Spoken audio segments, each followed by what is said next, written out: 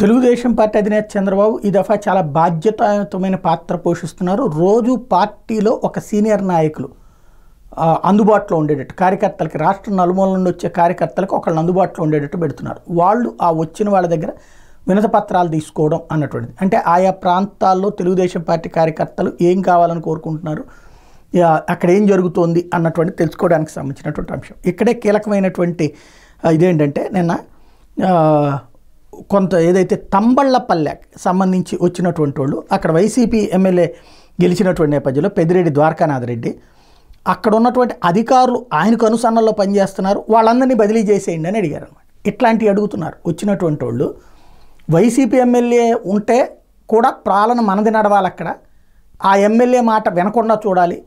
ఒకటి అధికారుల కన్నా వార్నింగ్ ఇవ్వండి, లేదా అధికారులు బదిలీ చేసి మన మాట వినేవాళ్ళని పెట్టండి అక్కడ.